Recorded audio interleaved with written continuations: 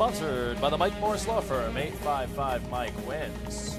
Jason Carr Live starts now. Say, who's that handsome devil? Who is that? Who's that guy? He looks familiar. How's it going? Good to see you here on a Tuesday from the Local 4 newsroom. Jake, John. Good morning, sir. I don't see you. Oh, we're here. We're here behind the controls. Awful fast. Yeah. It's called a cameo. United Airlines employees are no longer allowed to forcibly remove seated passengers. Instead, they must swipe seats before paying passengers get on board. The airline has also raised the amount of money that supervisors can offer to compensate displaced passengers from $1,350 to $10,000 and announced that they will no longer ask law enforcement officials to remove passengers from planes. So they're making an effort to fix the problem they had, but it seems like this is just like, well, we'll just stop doing what we probably shouldn't have been doing in the first place. Bad airline. Bad airline. I promise to make amends. Now there was new video that was just found of moments before this had happened. Here it is.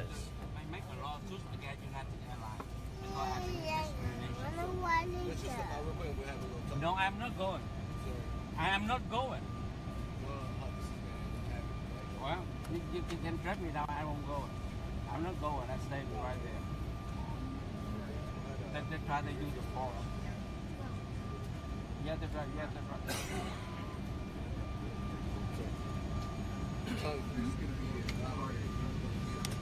Yeah, they go ahead. I already go to jail. I don't stand in jail. Rather go to jail than just go.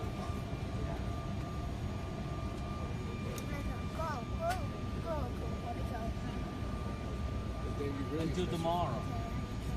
If they delay, the delay, but you know, the delay fly late. I fly from LA, take a long flight. I spend almost. So you can't see much, but the CEO had come out immediately after saying how this man was belligerent and praised the staff for how they handled it. Right. So it just actually that was an internal memo. Yes. After the what hit the fan. Yeah. Yeah, he would basically try to keep going on that belligerent passenger line of harumph. So this video shows that he was just on the phone with his attorney trying to settle the situation. But there was one other Twitter video that was posted.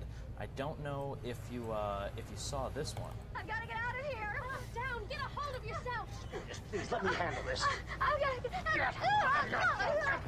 Calm down. Now get back to your seat. I'll take care of this. Calm down. Calm down. The late, great Leslie Nielsen from the movie Airplane.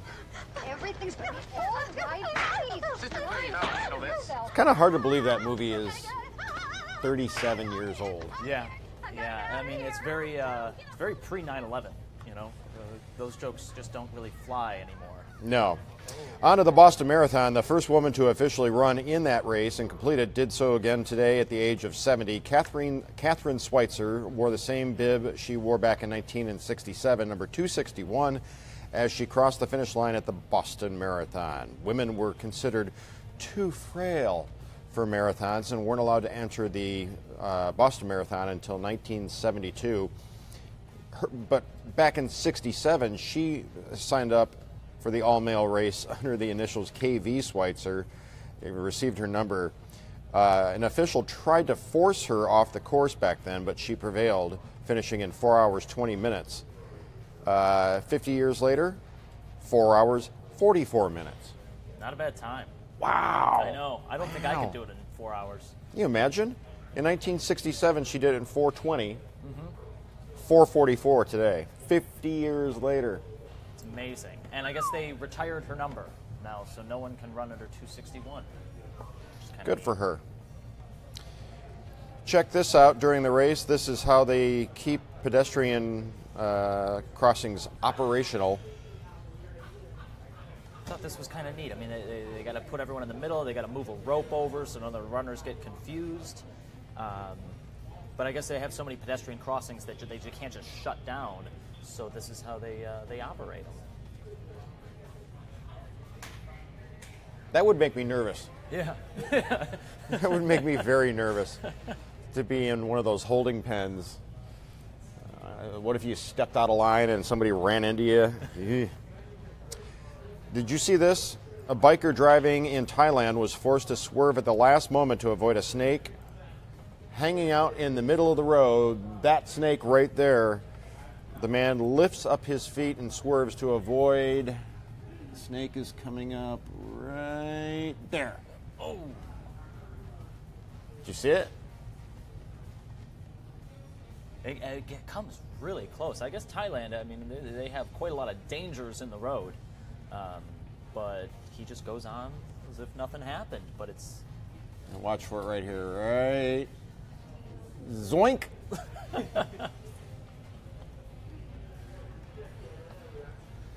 Get away from me, you stupid snake.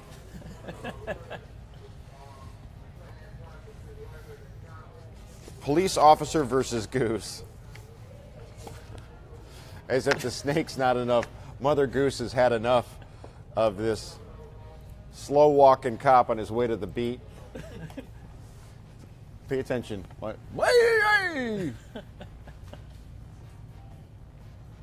Okay. Now, the police officers are like, oh, don't, just mind my own business. Hey, get away from me. Get away from me, you stupid goose.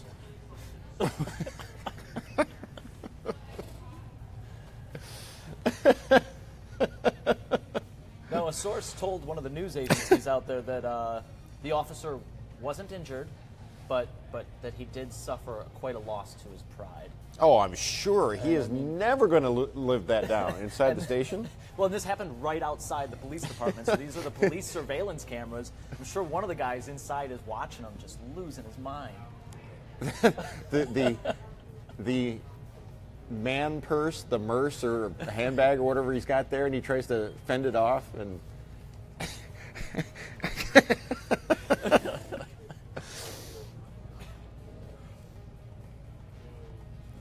get away from me, you stupid goose.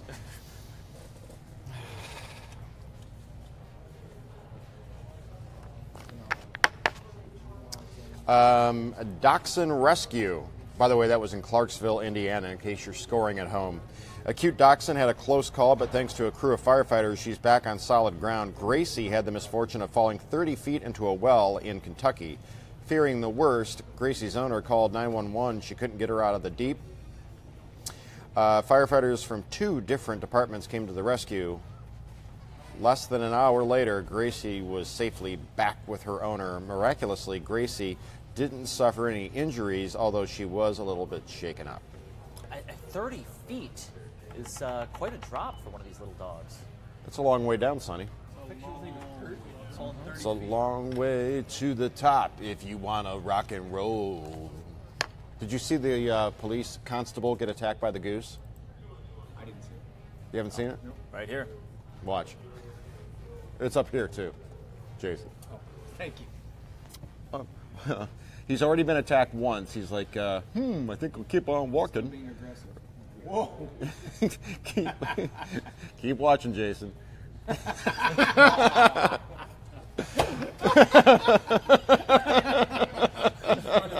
running for dear life. He's running for dear life. The goose is like, yeah, Yeah, keep walking. That's right. Are we gonna My sidewalk. see you on Friday? Yes, Friday morning if Priya gets her dates right. She in? Hopefully I so. think you should do that as a part of the thing. We're going to read back this text there. Does anybody think you meant next Friday? There you go. A South Carolina family got an Easter surprise like no other. An alligator, a very large 9-foot, 300-pound gator to be exact. Yep, his name's Wally. The Polston family of Mount Pleasant says they were awokened Sunday morning by a commotion on the front porch. So this is, I mean, he would have had to climb all those stairs, break in through this door. I guess broke a table. But I mean, look at the size of that thing. Whoa! I thought that was a statue. No, that's a real live alligator. Look at those snappers. You remember the movie? Which movie? Or the character, the bad guy, keeps feeding his gators, and they figure into the climax. He's, look at those snappers. No. I do remember one where a pirate lost his hand. Or no, the gator swallowed a clock. No, I don't remember how that one ended. The one I'm talking about is called Romancing the Stone with Michael of course. Douglas and Kathleen Turner. How are we doing on the live viewers there? I don't have my... Yeah, we were around 300. Now we're just under 300. Well, apparently they don't care about the gator on the porch. I mean, those are godless animals that will rip your face off. I think it'd be more impressive if we saw it actually opening the door to get up. Right, like the dog that escaped. Hundreds of people, all dressed like Charlie Chaplin's The Tramp, gathered in Switzerland over the weekend. They wanted to break the world record for the biggest get-together of Chaplin tramps. Over 600 people put on mustaches, bowler hats, walking canes, white shirt, black suit, black tie. The event coincided with Chaplin's 128th birthday and was organized by the only museum dedicated to the famous actor and director. This is in Switzerland. It's so strange. I don't really know what's going thanks. on here. I mean, Were you watching? Did you hear me say that? No, saw them. Were they making noise? No. First anniversary of the museum called Chaplin's World. What is with people and the fascination with stuff like this? I know he was. I don't know if he was raised in Switzerland. I know he died in Switzerland after they labeled him a communist and he fled America. He died in Switzerland, but I guess they're really into Charlie Chaplin there. Some dude at Coachella stuffed 100 stolen phones in his backpack, but forgot people can track those things. That's the table full of stolen goods right there. That's not the guy. That's a stock photo. That's not. That's the guy. That's the guy. I got a guy.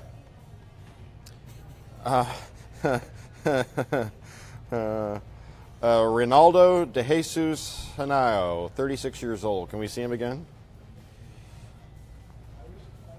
I love that our TV, I don't know if our viewers at home noticed, but our TV has the Local 4 Click on Detroit images burned into it. Seared into it from years of just being left on in the lobby or whatever Yeah. the case may be. Yeah, so but he gives- looks like a friendly fella. Yeah, nice guy. I mean, enjoys music and festivals and phones.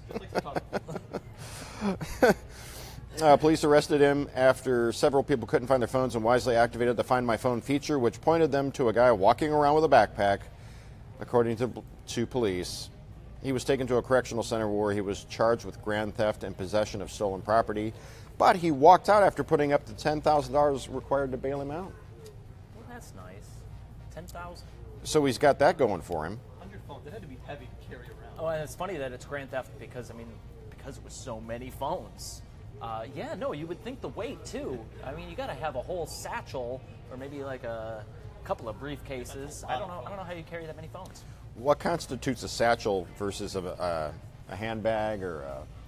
Well, Indiana Jones carries a satchel, so I think that's how you measure it. A new study indicates that nearly everybody uses their phone behind the wheel, using sensor data from more than 3 million drivers and 5.6 billion miles of trips. Driving analytics company ZenDrive found drivers are using their phones on 88% of their journey time. Hey, listen, I go up and down the lodge, and I've seen this kid. He's behind the wheel. He's all over the place. I mean, putting down bottle after bottle of milk. Glug, glug, glug. Yeah, they're just not even paying attention to the road. But what's interesting, we had an article that we talked to Lieutenant Shaw from the MSP, and we asked about texting and driving, and it's illegal. But if you're at a red light, it's not. You can actually send a text message out at a red light. But when it turns green, if you're not paying attention, then you might be in trouble. So we're all waiting for a red light. It's not a purse, it's a satchel. Satchel is a man bag? A merce? A merce. Mm-hmm. Man purse. Man purse. I love this story. Let's wait. Laws vary from state to state, but here in Michigan, you are allowed to talk on the phone while driving, but not text. while the car is moving, according to Lieutenant Mike Shaw. 3 years ago on the hit CNBC show Shark Tank, investor Damon John decided to inject $300,000 into boneless rib makers Bubba Q's boneless ribs for 30% ownership because he thought the idea was brilliant. Bubba Q's boneless ribs. The company's owner, former Detroit Lion Al Bubba Baker, reported $154,000 in annual sales to the Sharks today after that $300,000 investment from Damon John. The sales number is around $16 million.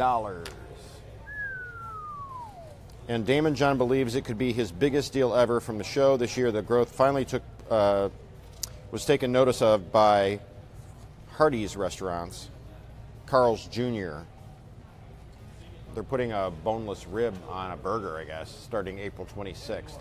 That's awesome. Good for him. I want to try these ribs. I didn't know that Bubba Baker was in the rib game. Bubba Q's boneless ribs. Bubba Q. Ribs. I had ribs for dinner. Who remembers Al Bubba Baker from his days with the Silver Rush defense? Another one bites the dust. Don't, don't, don't.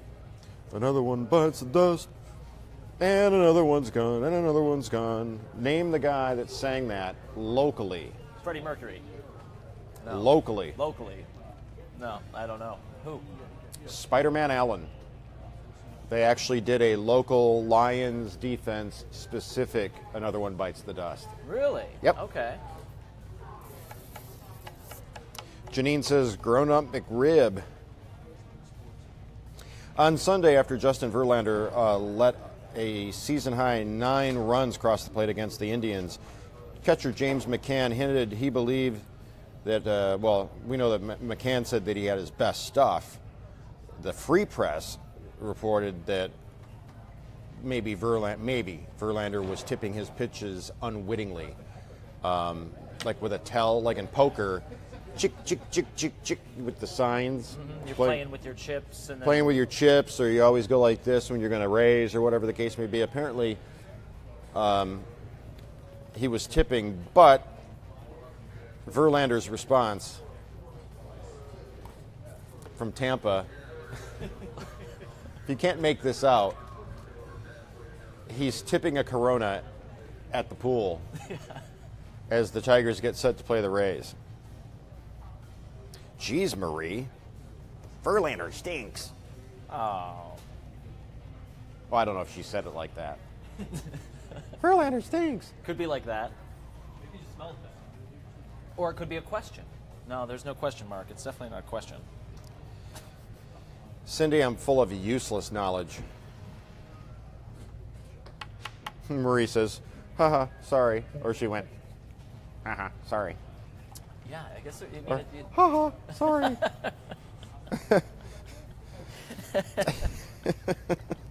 Have you seen Detroiters? Yeah. Oh, yeah.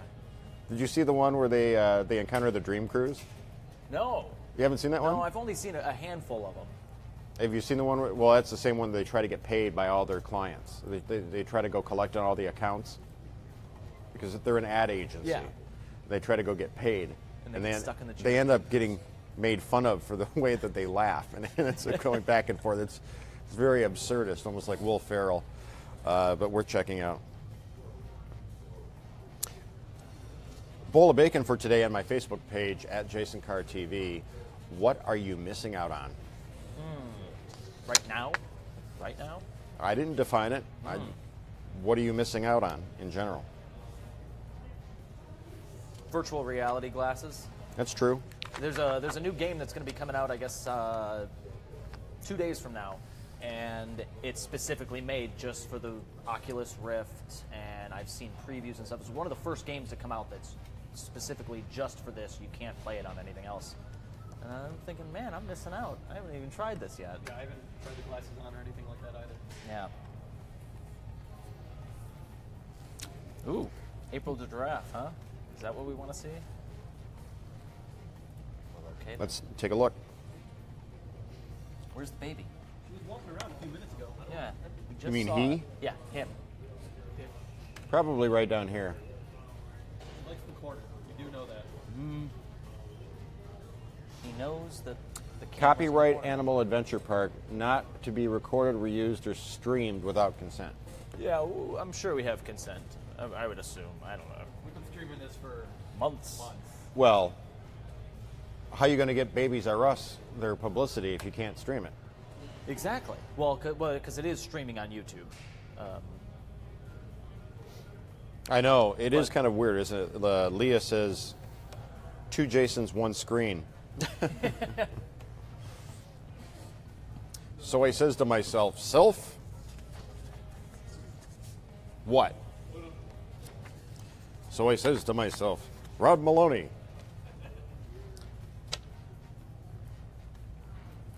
What were you doing? Oh, I remember what it was, yeah. What did the chief say to you when you started to ask him about arming yourself to protect your home and hearth? Uh-oh, here we go. Incoming, Rod Maloney. Weren't we told we had to come over, put on the mic? This is so by the book. Well, I mean, I'm happy to yell from over there. He felt that I mischaracterized his position.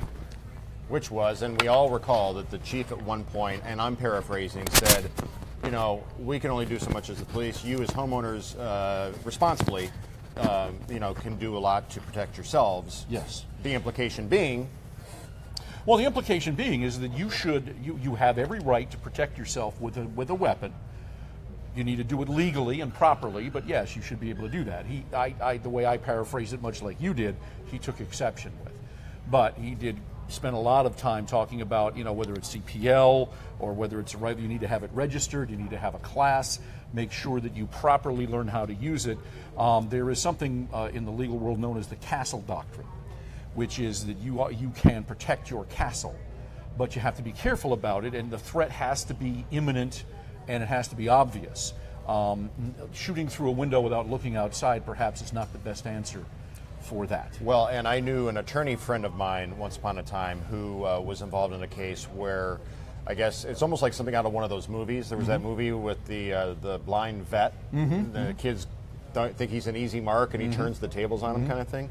So at what point, if home invaders come into your home, you turn the tables on them and start to attack them, can you then chase them out your front door and continue attacking them all the way down the street, let's say? I don't believe that's the case. I think it has to be You've within gotta the body of drag the them house. back into the house after that, right? And then drag them back. Yeah, you don't want to Body drag back them in the back house. into the house. No, it has to. I believe that you have to be protecting yourself, and there's also the question of where the threat begins and ends. Okay. So he talked about that at fair Did you length. see Police Officer versus Goose? No. You want to see it? Oh, sure. This sounds like fun. It is. Take a look at the monitor. Are we going to put it up? Yep. Okay. Oh, There it is. Now keep hello. watching. Keep watching. Let's go full for the folks at home. Or on their I think he's showing considerable restraint. I think I'd have drawn my weapon and Wait, watch. Here it comes again. He's holding him off with his merce, his man purse.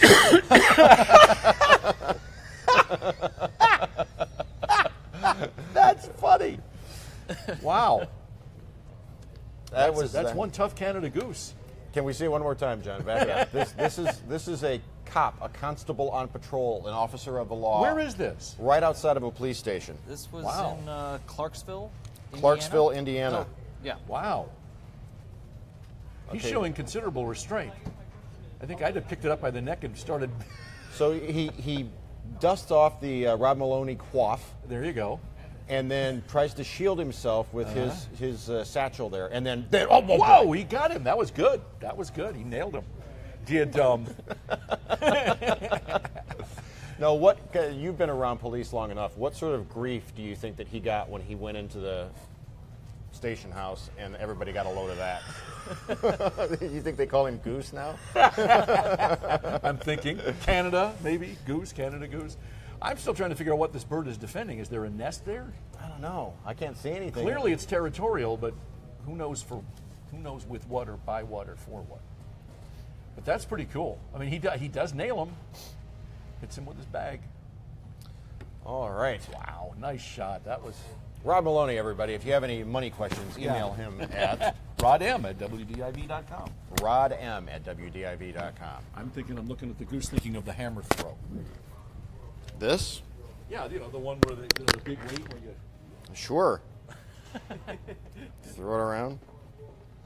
Oh boy, John, we've got our first one. I know. I was see just 'em? thinking. Let's go ahead and give them a little shout out.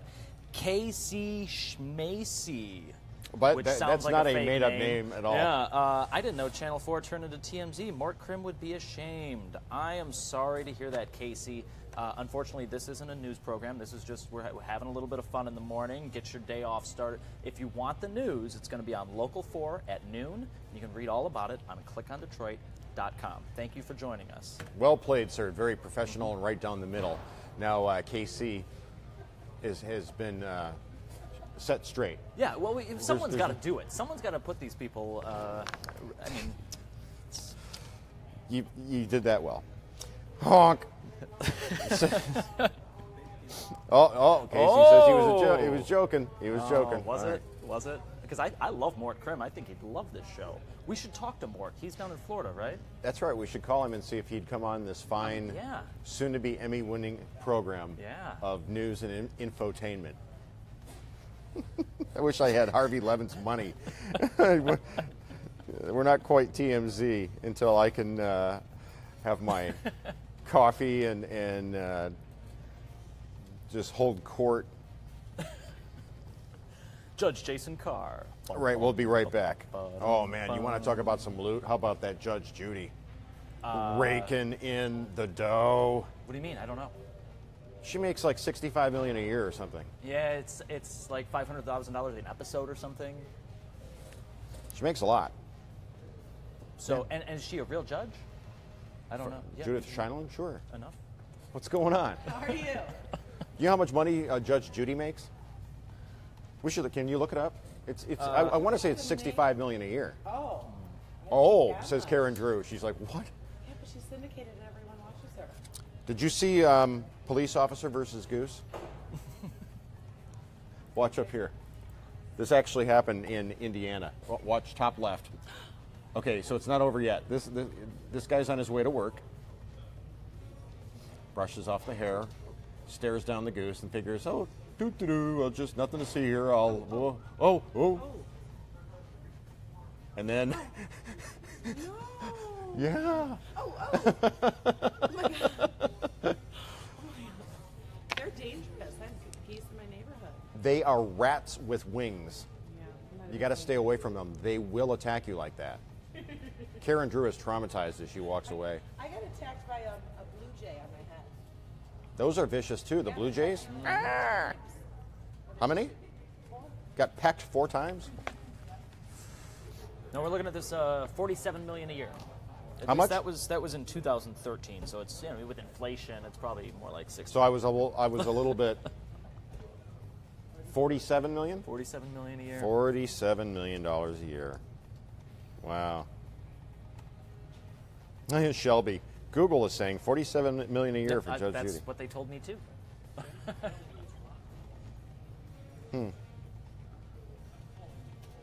Jeez. How do people extrapolate some of this stuff? No, Chanel, I just like funny videos, just like everybody else.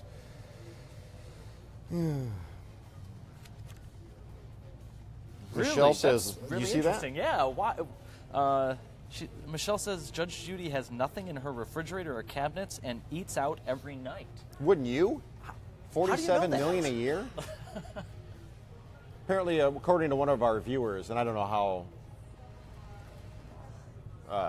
accurate this is, but Judge Judy is said to eat out every night because she doesn't have any food in her refrigerator or cupboards or anything. At $47 million a year, wouldn't you do fine dining every night? Why wouldn't you? Says Rod Maloney.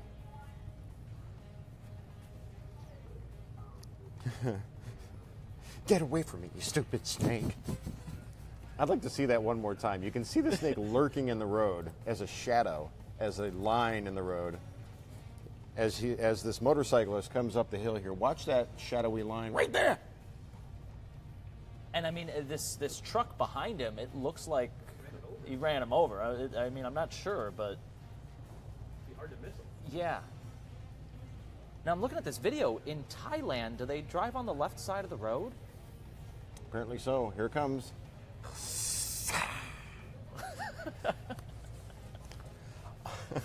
If that was Samuel Jackson, you know what he'd say.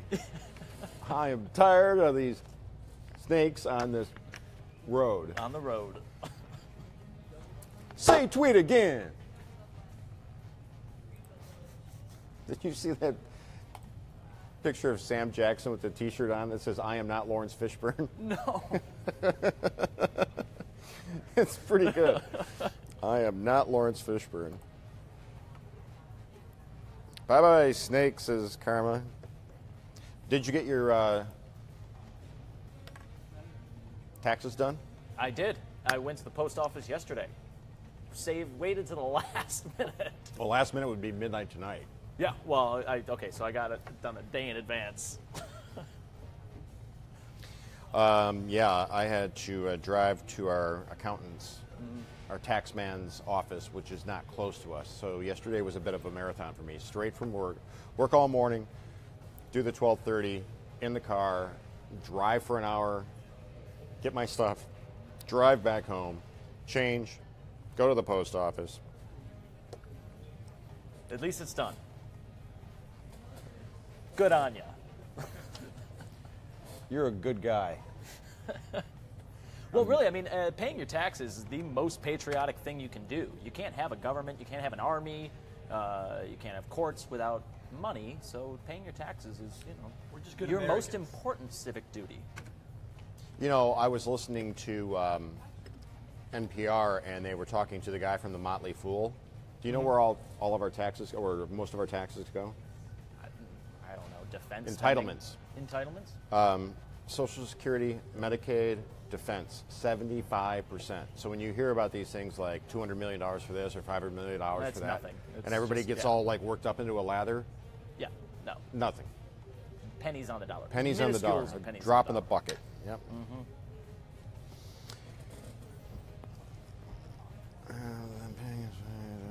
Okay. Good for you, Michelle. I have to go do Live in the D, top of the hour on the TV with Chuck and Tati, UC. So stay cool, UB. Stay classy, Detroit.